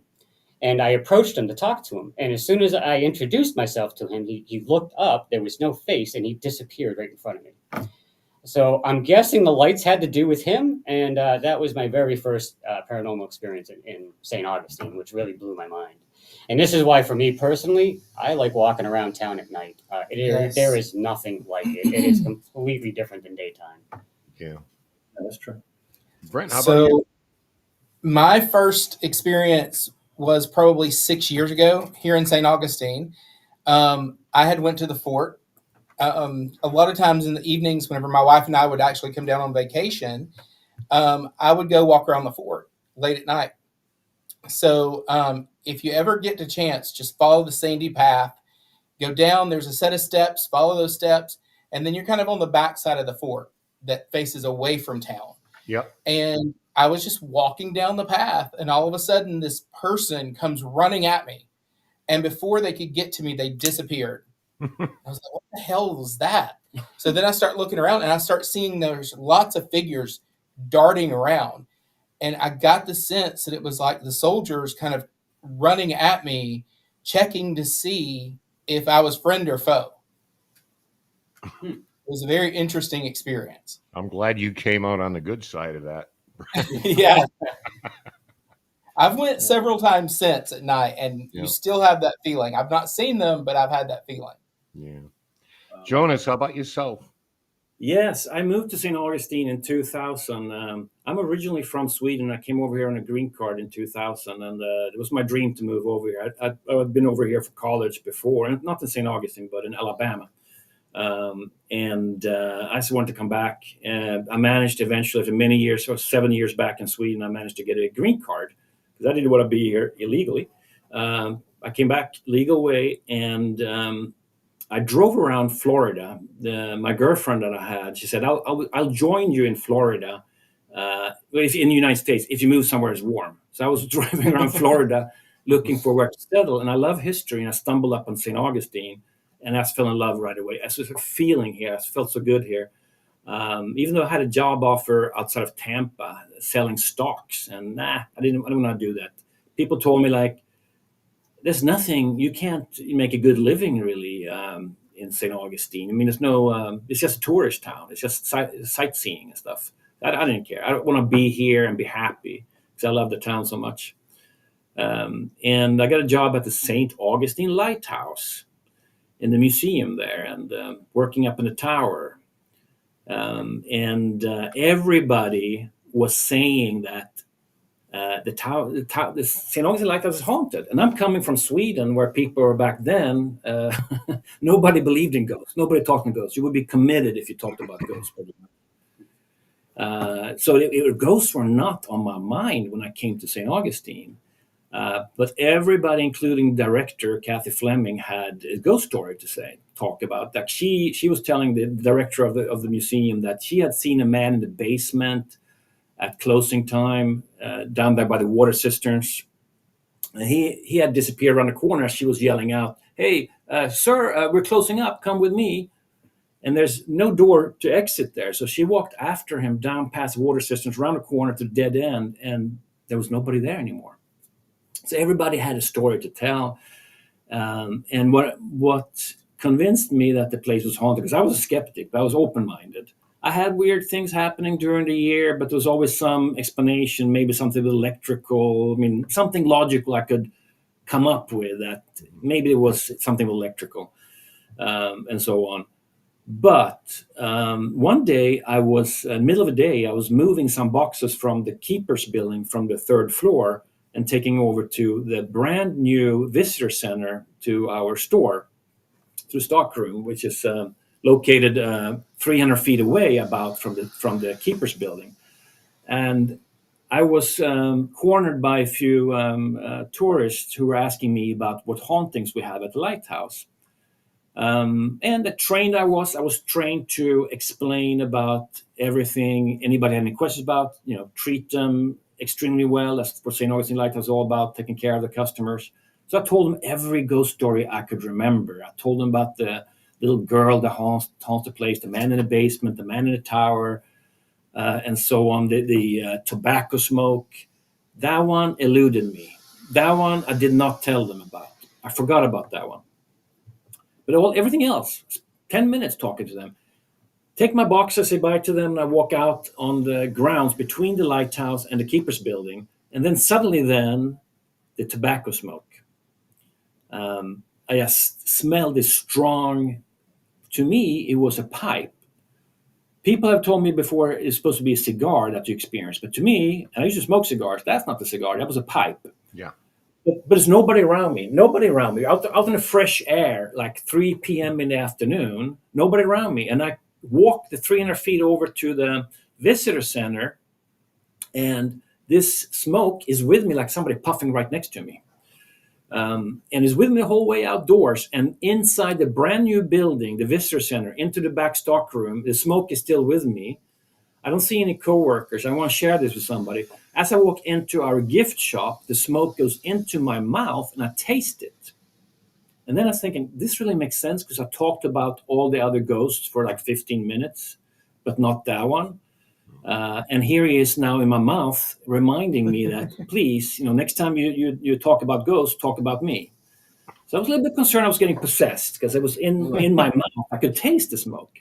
Yeah. Now, if this next thing wouldn't have happened, I would have later on thought I must have just imagined this whole thing. But as I come into the store, my coworker, who was named Leah, but it wasn't you. Her name was Leah too, and she was on the phone, not the K2 meter, but on the phone, and she was talking to a customer, and so I couldn't say anything to her. So she goes blah blah blah blah, then she hangs up the phone, and she goes right away, Jonas, I smell the smoke, before I had told her, because it was with me the whole way, and and I couldn't disprove that one, and then. A year later, a guy goes out on our riding tour with a bunch of equipment. Can't remember the guy's name now, but he's from Orlando. If he's watching this, reach out to us. And he goes out with a bunch of good cameras on our riding tour, which goes out to the lighthouse, one of the stops. Next day, I get photos from him, and so this is several years in the future after starting GhoST Augustine, and we have a riding tour. Not a year later, sorry. And so I get these photos the next day after this guy goes on the tour. Let's call him Bob. And one of the photos, extraordinary. You see our tour guide standing with the lighthouse behind, and you see these faces in the air. You actually can make out eyes and a grin on one of them, and it looks like he has a sailor's beard, and there's something sticking out of his mouth. And when you blow it up, you actually see it's a pipe. You see the head of a pipe. And that was actually my first one that really a lot of things happened, but that's the one I couldn't disprove. I have a story about our visit the day we were there that I can't tell right now in the interest of time. Troy, if I were to send you an email with an extremely lengthy story about one particular day when we were down in St. Augustine, would that be okay with you? Oh, that'd be totally fine. In short order, somebody or something followed us for an entire day when we were there and kept leaving. I'll explain it in the email. They kept leaving a specific object everywhere we went. Restaurant. This past summer, I had someone come in here telling me the same thing. They said, I had a tour with this group that night, and they said, we think we have a spirit that has followed us all day from the jail.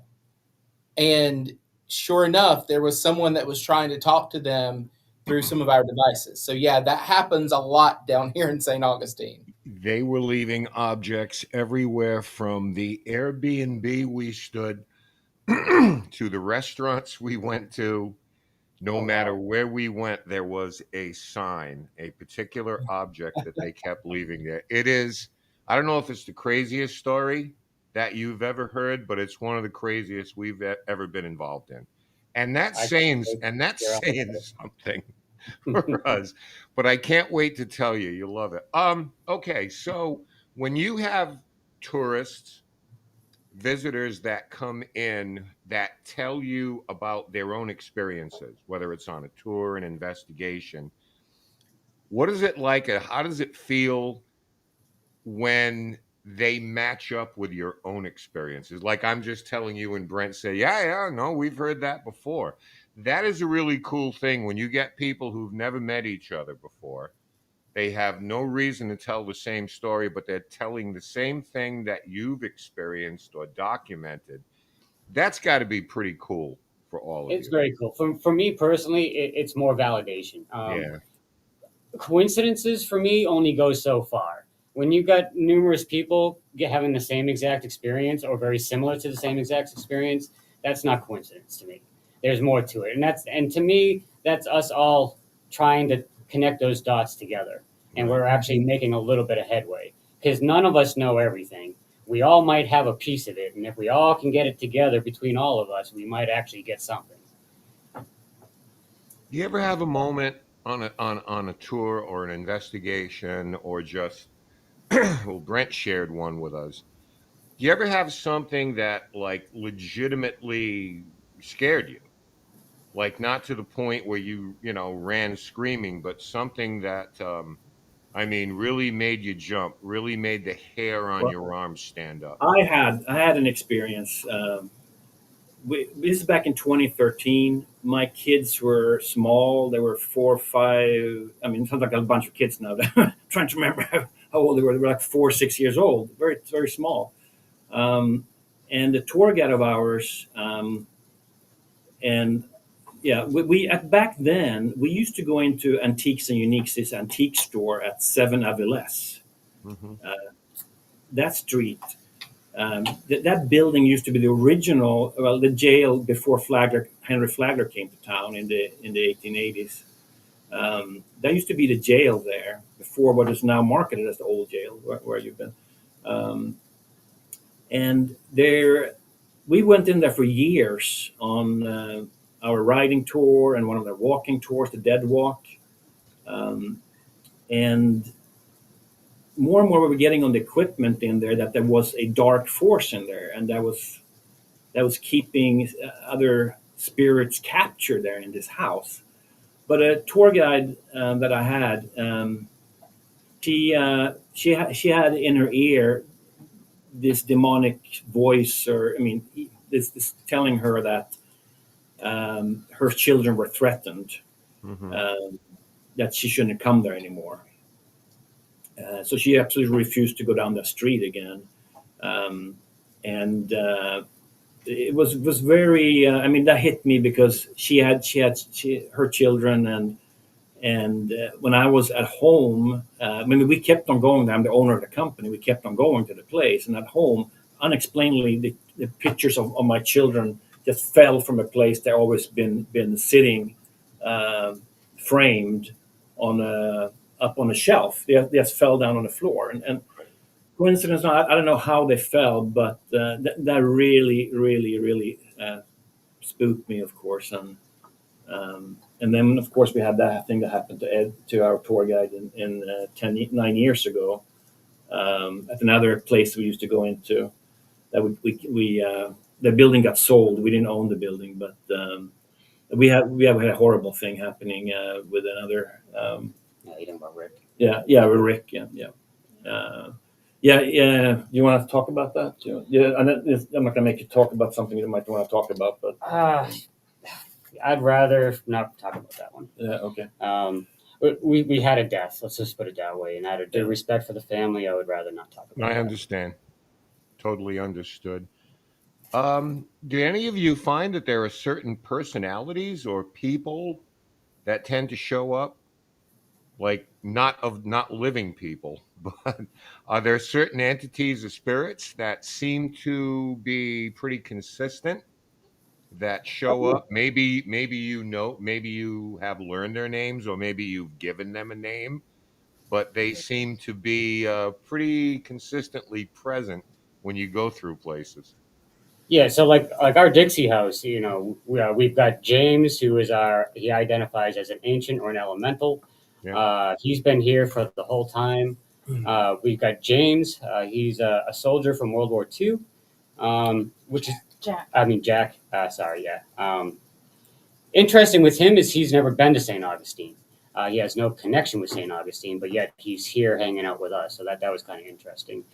Colleen, one of my most favorites, she's here quite regularly. She's a little shyer, a little bit more quieter, but once you do engage with her, she is amazing. I have found out in our conversation she loves to talk about numbers and the meaning of numbers to the spiritual world, which is very interesting to talk with her about, because obviously she's on that side and experiencing it.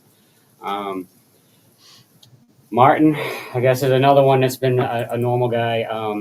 I call him Monkey Boy, which is kind of funny. He laughs every time I say that. And we do have photographs of him. And the reason why I call him Monkey Boy is in the photographs, you know the monkey with the symbols from the old like Stephen King? Yeah. Sure. It's exactly what his face looks like. He has the same face as that monkey. Now, what's interesting with him is I believe he's multidimensional. Now, why I believe that is when we get pictures of him, his eyes reflect the camera light, the reflection of our flash. Now, you have to have depth to the eye to actually get that reflection to come out that red eye. Correct. Yeah. Regular spirits don't have that, as you know. With him, every time, whichever way we're capturing, whatever side, that eye will light up red, and the other one will stay normal. And you'll see the flash of our camera running down the wall straight at it. Yeah, I don't know. We call it eye shine, but there's a word for it. Certain animals have it. Other animals that aren't nocturnal don't have it, so they can see in the dark. But I know what you're saying. The other thing I wanted to ask you before we get out of here, you've got this technology and you're in the oldest city in America. How has the response of these ancient, if you will, to us here they're ancient, these older spirits interacting with the technology that you have, do you think that this is something kind of through osmosis that they've kind of learned to deal with, that maybe in the beginning it's like, I don't know what this is, but as you break it down and explain it, they become more interactive with No, this is a skill set I never knew I was going to need in my life, but especially also when there's a new spirit, you have to show them how to use the equipment and explain as best you can how to use their energy and focus on or go into the object to manipulate it. And we'll see that time and time again when we have a new spirit.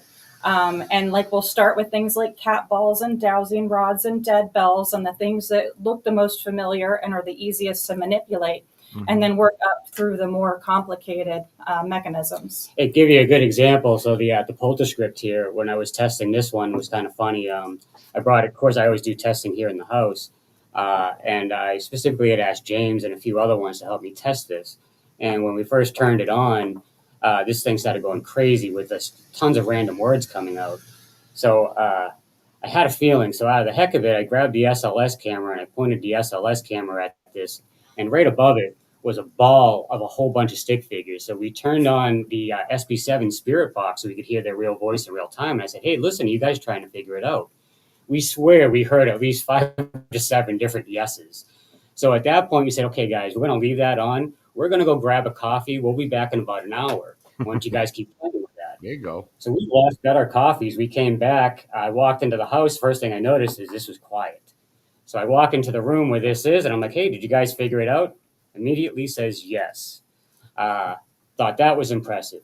Asked it to say my name. It said Troy. I turned to the guy that I was with that night, and I said, oh my God, it just said my name. And as I'm saying that, it says Hunt, which is my last name. And then I turned to it and I go, all right, can you tell me what color shirt do I have on? And it said black. And I said, what's on my shirt? And it said Ghost Hunter, which I did have a Ghost Hunter shirt on that night. So, but it took them about an hour to figure out how to use that. Now, same thing at the Baker County Jail. When I was in there, I was interacting with their doctor, who's a spirit there, who, by the way, has one of the very first X-ray machines still on site that he's very proud of. Loves technology, loved our equipment. What was interesting with him is he could figure out our SB7 and talk live with us, no problem. That REM pod, which is supposed to be one of the easiest things for a spirit, actually took that guy the entire night to figure out. I'm sure every once in a while, though, whether it's your guests or maybe yourself in a quiet moment where you kind of go old school. Let's try this pendulum. Let's try these dowsing rods. I don't think you ever really get rid of them because you're just testing different things. There you go. Brent's got them right there. Those are the originals. You guys always have the originals. Yeah, and then you use the technology in coordination with those, and it's like eureka. You have that moment. I do that with my team a lot. Like I had one of my guys, he hears them all the time. So I'll always be chasing him with an infrared camera. And as soon as he hears like at the jail, he's like, he went to open up solitary confinement and he froze. He's like, oh my God, did you hear that? I'm like, no, Wiley, what'd you hear? He's like, it said not to open the door and it was really creepy. So I played the camera back immediately And you heard clear as day, right over the camera, EVP, a deep voice go, "Don't open the door." I'm like, "Oh God, why are you?" Right. So we use the equipment to even verify all of our sensitives. Yeah. It works great for that. They always go hand in hand. Absolutely. All right. I mean, the last point I wanted to make before we let you guys go is, we love to categorize things. This is intelligent. This is residual. This is demonic. We like these neat little categories, but oftentimes there's a combination of things, residual and intelligence. They're not aware of you. They don't acknowledge you. And there are others that do. I would have to imagine where you are, St. Augustine, there must be an incredible combination of those two things that Yes. you see all the time. You see a shadow walk through a wall. They're not acknowledging. Okay, that's residual. Oh, wait, somebody's talking to us here. So I guess you got to have your head on a swivel at all times because all of that stuff comes at you. Yes, it sure does. St. Augustine, one thing it has taught me is that there is more than just spirits. Uh, I grew up in a haunted house. I've been in this world for my entire life, but I didn't realize how many different classifications there were until I got to St. Augustine, because there's just everything down here. Things that I would call multidimensional, things that I would call higher resonating, and things that I would call just regular spirits. And then, like you say, you've got things that are just like imprinted in time that are just repeating itself over and over. So you basically got the whole mix going on down here, which blew my mind. I think that's part of the reason why I stayed here. I've never seen anything like this anywhere. Well, we're going to bring George back in. On the fact that Right. we're with ley lines, so that intersection of that ley line, a lot of people believe that at intersections of ley lines we have vortexes and portals that open because of that. And so because of that, we also are drawing other spirits in from other parts of the world, possibly other universes, other realities, who knows. So we get a lot of crazy stuff. Well, I wish you nothing but the best of luck going forward. I'm hoping when we do come down, I'll give you a heads up. Yes. But I'm hoping that when I do, I get to meet every one of you, and we'll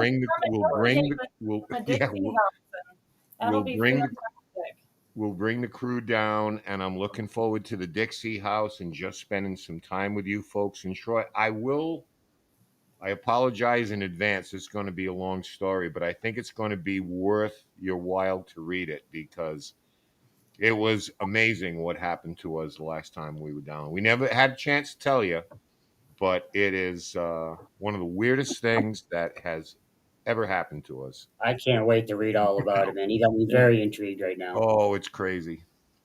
By the way, if you go to our Facebook page, GhoST Aug, GhoST AUG, there's links on top of there to several quite well-known YouTubers that have been here investigating, including a team from Sweden called LaxTon that are really professional, really good.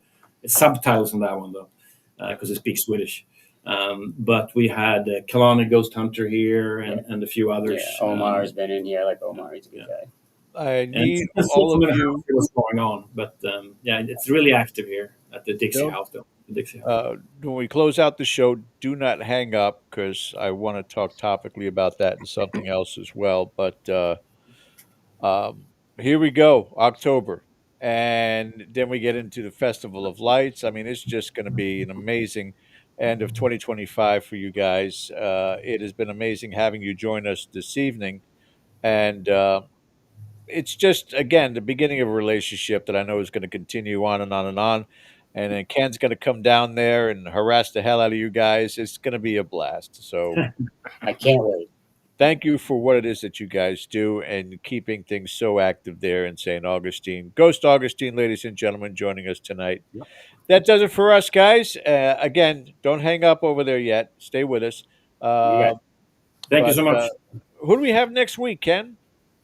Okay, coming up next Sunday, we are going to welcome back Chris DeCesare to the show. We love Chris, and you will probably remember him from the famous C1D2 haunting that was turned into a documentary, a book. You've probably seen it on Paranormal Witness.